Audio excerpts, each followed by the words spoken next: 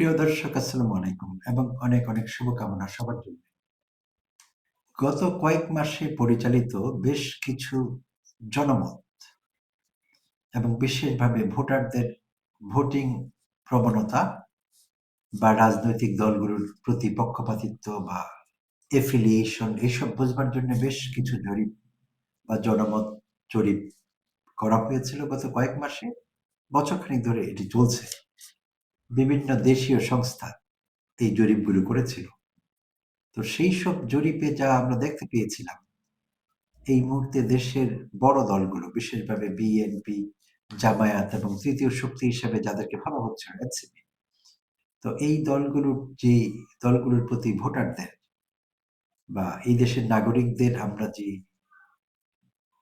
Affiliation দেখেছি বা তারা যেভাবে রিয়্যাক্ট করেছিলেন, কাকে ভোট দেবেন, কত পার্সেন্ট লোক কোন দলকে ফেভার করবেন, এরকম কতগুলো বিষয় উঠে এসেছিল মোটা দাগে। বেশ কয়েকটি জরিপ হয়েছিল। তো একটি জরিপে দেখা গেল বিএনপি এবং জামায়াত ইসলামীর পার্থক্য, যে মার্জিনটি ছিল সেটি খুবই প্রিকেরিয়াস মার্জিন বলা যেতে পারে, অর্থাৎ বিপজ্জনক।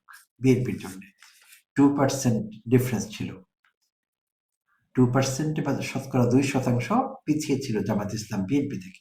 অর্থাৎ দল দুটো একে অপরকে ছুঁই এরকম একটা অবস্থা ছিল। আর এর আগে যে জরিপগুলো হয়েছিল সেখানেও পার্থক্য খুব বেশি ছিল না, কাছাকাছি ছিল বলতে গেলে। তো গতকাল যে জনমত জরিপটি প্রকাশিত হলো, সেটি এই অতীতের সবগুলো জরিপকে একেবারে ভ্রান্ত প্রমাণিত করেছে। আর সেই জরিপটি গতকাল পরিচালনা করেছিল যারা, সেই সংস্থাটি হলো EASD, eminence associates for social development. তো এটি একটি গবেষণাধর্মী প্রতিষ্ঠান। এরা এই জরিপটি করেছে এবং ফলাফল প্রকাশ করেছে গতকাল রাজধানীর ফার্মগেটের কৃষিবিদ ইনস্টিটিউশনে। ফলাফল প্রকাশ করা হয় বিশেষজ্ঞদের উপস্থিতিতে। সেখানে অনেক প্যানেলিস্ট ছিলেন, বিশেষজ্ঞ আলোচক ছিলেন, সাংবাদিকেরা ছিলেন। সেখানে জরিপের ফলাফল প্রকাশ করা হয় গতকাল সোমবার।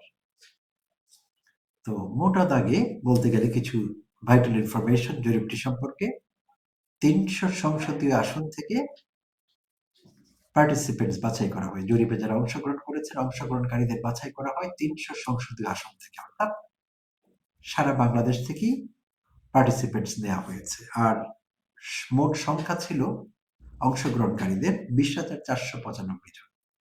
আর যেই পদ্ধতিতে জরিপটি পরিচালিত হয়েছে একে বলা হয় জরিপের ভাষায় ক্রস সেকশনাল এবং বর্ণনামূলক। ক্রস সেকশনাল কথাটির মানে হলো সব শ্রেণী পেশার লোকের প্রতিনিধিত্ব আছে কম বেশি, সেই জন্য এটিকে ক্রস সেকশনাল বলা হচ্ছে। আর এই জরিপের জন্য যে সময়সীমা নির্ধারণ করা হয়েছিল, যেই সময়ের মধ্যে তথ্য সংগ্রহ করা হয়েছিল, সেই সময়টি হলো 2025-এর 20 ডিসেম্বর থেকে 2026-এর 1 জানুয়ারি। এই সময়টুকু বিবেচনায় নেওয়া হয়েছে বা এই সময়ের জন্য মধ্যে তথ্য সংগ্রহ করা হয়েছে। আর তথ্য সংগ্রহ করেছেন 120 জন প্রশিক্ষণপ্রাপ্ত মাঠ পর্যায়ের তথ্য সংগ্রহকারী। তাদের সংগৃহীত তথ্যের ভিত্তিতে যাচাই বাছাই করে এই জরিপটি করা হয়, সেগুলো হিসেব নিকেশ করে। তো মোটা দাগে জরিপে 4টি প্রশ্ন রাখা হয়েছিল পার্টিসিপেন্টদের কাছে, যারা অংশগ্রহণ করেছিলেন তাদের কাছে। যেমন প্রথমটি ছিল কাকে ভোট দেবেন, কোন দলকে ভোট দেবেন। তো সেখানে যে উত্তর আসলো সেটি হলো 70% অংশগ্রহণকারী বিএনপি কে ভোট দেবেন। আর 19% বা শতকরা 19% অংশগ্রহণকারী বলেছেন তারা জামায়াত ইসলামকে ভোট দেবেন। 2.6% অংশগ্রহণকারী বলেছেন তারা এনসিপি কে ভোট দেবেন। আর 5% তারা অন্যান্য দলকে মিলিয়ে ভোট দেবেন। আর 0.2% বলেছেন তারা ভোট দেবেন না। তাহলে এই ছিল কাকে বা কোন দলকে ভোট দেবেন সেই প্রশ্নের উত্তর। তো আরো 3টি প্রশ্ন করা হয়েছিল। সেই প্রশ্নগুলো ছিল কোন দল সরকার গঠন করবে। এই প্রশ্নের উত্তরে 77% বলেছে বিএনপি, 17% বলেছে জামায়াত, 1% প্লাস অর্থাৎ 1%-এরও বেশি বলেছে এনসিপি সরকার গঠন করবে। তৃতীয় প্রশ্নটি আগামী নির্বাচনে কে জিতবে। এই প্রশ্নের উত্তরে 74% বা 74% বলেছে বিএনপি, 18% অংশগ্রহণকারী বলেছেন জামায়াত, 1.7% বা 1.7% বলেছে এনসিপি। 1% কিছুটা বেশি অংশগ্রহণকারী বলেছেন জাতীয় পার্টি। আচ্ছা, চতুর্থ প্রশ্নটি ছিল গত নির্বাচনে কাকে ভোট দিয়েছেন বা দেয়ার ইচ্ছে ছিল? কারণ ভোট তো দেয়া যায়নি আসলে, তাই এরকম প্রশ্নটি ছিল। 35% বলেছিলেন যে বিএনপি, যদি তারা ভোট দিতে পারতেন বিএনপি কে দিতেন। 27% বা 27% বলেছেন তারা আওয়ামী লীগকে ভোট দিতেন। 5% জামায়াতকে ভোট দিতেন। তো মোটা দাগে এই 4টি প্রশ্ন করা হয়েছিল, 4টি প্রশ্নের উত্তর অংশগ্রহণকারীরা এইভাবে দিয়েছেন। আরো কতগুলো বিশেষ বৈশিষ্ট্য ছিল এই জরিপে। সেগুলো হলো 75% অংশগ্রহণকারীর মধ্যে শতকরা 75% ছিলেন পুরুষেরা, আর 25% ছিলেন নারীরা। আচ্ছা, আর 71% নারী বিএনপিকে ফেভার করতে চাচ্ছেন, দল হিসেবে তারা বিএনপিকে পছন্দ করেন 71% নারীদের মধ্যে। আর আরো কিছু গুরুত্বপূর্ণ বিষয় এখানে উঠে এসেছে, এমনকি আওয়ামী লীগের ভোটারদের, যাদেরকে আওয়ামী ভোট ব্যাংক বলি যেটিকে আমরা, এটি একটি ডিউবিয়াস বিষয়, যে এই বিষয়ে আসলে নিশ্চিত করে বলা যাচ্ছে না তাদের মধ্যে কোন দিকে যাচ্ছে বা কি, তাদেরও কিছু মতামত জানা গেছে। এটি কিন্তু একটি ডিস্টিংগুইশিং ফিচার এই জরিপে। তো আগে আওয়ামী লীগকে ভোট দিতেন এরকম অংশগ্রহণকারীরা বলেছেন তাদের 60% শতকরা 60% এখন বিএনপিকে ভোট দেবেন আসছে নির্বাচনে। শতকরা 25% জামাত ইসলামীকে ভোট দেবেন এবং 15% অন্যান্য দলকে মিলিয়ে ভোট দেবেন। তো এটি কিন্তু এই তাদের একটি মতিগতি বোঝা গেল আওয়ামী ভোট ব্যাংক কোন দিকে যাচ্ছে। আচ্ছা, আর এর বাইরেও আরো কিছু বিষয় এখানে আছে, সেটি হলো যে এই ফলাফল যেটি বলছিলাম বিগত প্রায় 1 বছরের বা বেশ অনেক মাসের অনেকগুলো জরিপকে পেছনে ফেলে দিয়ে সবগুলোকে ভ্রান্ত প্রমাণ করে যে ফলাফল উঠে আসলো এখানে।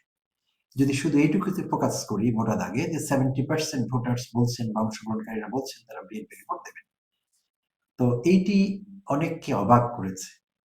গতকাল থেকে যবে থেকে এই জরিপের ফলাফল প্রকাশিত হয়েছে ঠিক তখন থেকে কিন্তু চায়ের কাপে যথেষ্ট ঝড় তুলেছে এই জরিপ, এবং এখনো চলছে, সেই ঝড় কিন্তু থামেনি। তো বিভিন্ন মহলে আলোচনা হচ্ছে। ইন্টারেস্টিংলি আমি চিনি জানি যাদের সঙ্গে অনেক সময় উঠি বসি, বন্ধু আত্মীয় কাছের মানুষ অনেকেই বিএনপি করেন। তো মিড লেভেলের কিছু নেতা এবং কর্মী আমাকে বলেছেন যে তারা নিজেরাও বিশ্বাস করছেন না, তারা হেসে কোটি কোটি আসলে। তারা বলছেন 70% লোক বিএনপিকে ভোট দেবে, ভালো যদি দেয়, এরকম বলছিলেন তারা। অর্থাৎ তাদেরও বিশ্বাস হচ্ছে না বিষয়টি। তাহলে নন বিএনপি যারা আছে, বিএনপি করেন না, তাদের জন্য বিশ্বাস করা তো আরো কঠিন। তাই হয়েছিল আসলে বিষয়টি। আমি যাদের সঙ্গে কথা বলেছি তারা নিজেরাই বিশ্বাস করছেন না যে বিএনপিকে 70% লোক ভোট দেবে।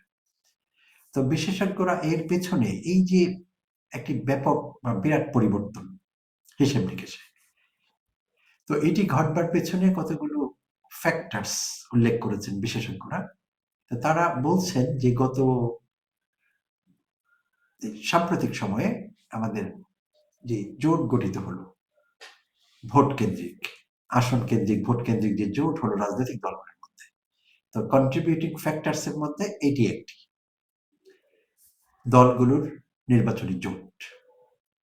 আচ্ছা, তারেক রহমানের স্বদেশ প্রত্যাবর্তন, এটি বিএনপির নেতাকর্মীদের যেমনি উজ্জীবিত করেছে, সরাসরি বিএনপি করেন না, কিন্তু বিএনপি মনা বলে একটি কথা আছে বাংলাদেশে, আওয়ামী মনা, বিএনপি মনা, অনেকে সরাসরি করেন না দলগুলো, কিন্তু ওই দলের প্রতি এক ধরনের উইকনেস তাদের আছে। আর আমরা তো ইতিমধ্যে প্রিয় দর্শক সুইং ভোটারের কথা শুনেছিলাম আগের জরিপগুলোতে, যে প্রায় 50%, 48 to 50% ভোটার সুইং ভোটার্স, মানে তারা শেষ মুহূর্তে ডিসাইড করবেন কাকে ভোট দেবেন, তারা ডিসাইড করেননি। তো বিশেষজ্ঞদের ধারণা যে তারেক রহমানের স্বদেশ প্রত্যাবর্তন এবং বেগম খালেদা জিয়ার মৃত্যুবরণ, তো এইসব কারণে বিএনপির প্রতি, তারেক রহমানের প্রতি সুইং ভোটারদের একটি ব্যাপক অংশের সহানুভূতি তৈরি হয়েছে। তো সেটিও কন্ট্রিবিউট করে থাকতে পারে এই আকস্মিক ফলাফল পরিবর্তনে। তাহলে মোটা দাগে রাজনৈতিক দলগুলোর মধ্যে জোট বা আসন ভিত্তিক পোলারাইজেশন, তারেক রহমানের স্বদেশ প্রত্যাবর্তন, সাবেক প্রধানমন্ত্রী বেগম খালেদা জিয়ার মৃত্যু, ওসমান হাদির মৃত্যু, তো এই বিষয়গুলো কন্ট্রিবিউট করে থাকতে পারে সম্মিলিতভাবে এই ফলাফল পরিবর্তনে। তো তাই যতই আমাদের কাছে আমরা অবাক হই বা অবাক লাগুক বিষয়টি, হয়তো এটি সত্যি। কারণ অনেক সময় এরকম হয়েছে যে মানুষ আবেগ দ্বারা নিয়ন্ত্রিত হচ্ছে। এইসব পরিস্থিতিতে মানুষ আবেগ দ্বারা নিয়ন্ত্রিত হন। তাদের বিশ্লেষণ, যুক্তি অনেক সময় কাজ করে না। বিশ্লেষণটি যৌক্তিক হয় না। বিশ্লেষণ করবার চেষ্টা করলেও যৌক্তিক বিশ্লেষণ হয় না সেটি। যুক্তি সেখানে মিসিং থাকে, আবেগ প্রাধান্য বিস্তার করে। হয়ে থাকে। ইতিহাসে এরকম প্রমাণ অনেকবার আছে, হয়েছে এবং ভবিষ্যতে হবে এটি। কারণ মানুষের আবেগের তো মূল্য আছে। আর মানুষ মাত্রই আবেগ আছে। বিশেষ মুহূর্তে সে আবেগ বেড়ে যায় মানুষের। তো এটিও কারণ হতে পারে বা এইগুলো সম্মিলিতভাবে ক্রিয়াশীল থাকতে পারে এই ফলাফল পরিবর্তনে। তো দেখা যাক, আমি বলছিলাম মজা করে যে এই জরিপ বিএনপি কর্মীদের মধ্যে এই শীতেও কম্বল ব্যবহার করবার প্রয়োজন বোধ তারা হয়তো করবে না, কারণ বিএনপি কর্মীরা যথেষ্ট উজ্জীবিত। যেটি বলছিলাম, যাদের সঙ্গে কথা বলেছি তারা বিশ্বাস করতে চাইছিলেন না, কিন্তু উজ্জীবিত, ডেফিনেটলি রিজুবিনেটেড তারা এখন। তো দেখা যাক, নির্বাচনের তার বেশি দিন বাকি নেই, হয়তো আরো ফলাফল, আরো কিছু জরিপ হয়তো সামনে আছে, অপেক্ষা করছে। সেগুলো আমাদের কি ফলাফল দেয় সেগুলো দেখবার জন্য আমরা অপেক্ষা করবো নিশ্চয়ই। তো প্রিয় দর্শক, ভালো থাকবেন। কথা হবে আবার অন্য কোনো এপিসোডে।